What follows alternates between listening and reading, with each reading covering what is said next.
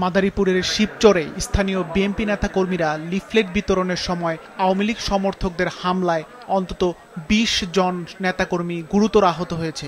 গত রাত ৮টার দিকে শিবচর উপজেলার চর শ্যামাইল গ্রামের আওয়ামী লীগ সমর্থিত ইউপি চেয়ারম্যানের বাড়ির সামনে এ ঘটনা ঘটে।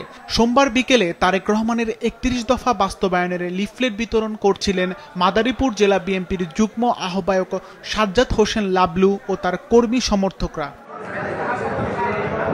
লিফলেট বিতরণ শেষে ফেরার পথে উপজেলার চর শ্যামাইল এলাকায় পৌঁছালে আওয়ামী লীগ সমর্থিত সাবেক ইউপি চেয়ারম্যান বাবুল ফকিরের লোকজনের সাথে প্রথমে বিএনপির নেতাকর্মীদের বাক বিতণ্ডা হয়। এক পর্যায়ে বাবুল ফকিরের লোকজন বিএনপির নেতাকর্মীদের উপর হামলা চালিয়ে ৫ জনকে কুপিয়ে জখম করে।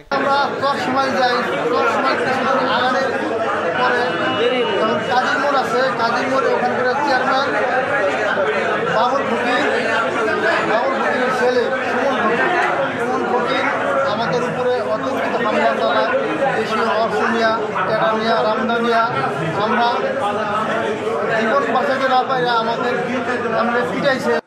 খবর পেয়ে শিবচর থানা পুলিশ ও জেলার অতিরিক্ত পুলিশ ঘটনাস্থলে পৌঁছে পরিস্থিতি নিয়ন্ত্রণে আনে। এ ব্যাপারে আইনগত ব্যবস্থা গ্রহণের কথা জানিয়েছে তারা। এই সংক্রান্ত একটা অভিযোগ আমরা পেয়েছি, আমরা এই বিষয়ে ইতিমধ্যে ব্যবস্থা নিয়েছি। অতিরিক্ত পুলিশ এখানে মোতায়েন করা হয়েছে এবং আমাদের অতিরিক্ত পুলিশ সুপার ক্রাইম সহ আমাদের সিনিয়র অফিসাররা এখানে ফোর্স নিয়ে যারা এই ধরনের ঘটনা ঘটিয়েছে তাদের ধরার জন্য অভিযান পরিচালনা করছে। আমরা এই বিষয়ে সতর্কতা আছি যাতে এই ঘটনা নিয়ে আর কোনো আইন শৃঙ্খলাজনিত কোনো ঘটনা না ঘটে সে বিষয়ে আমাদের তৎপরতা রয়েছে।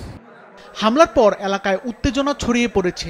পরিস্থিতি নিয়ন্ত্রণে আনতে অতিরিক্ত পুলিশ মোতায়েন করা হয়েছে।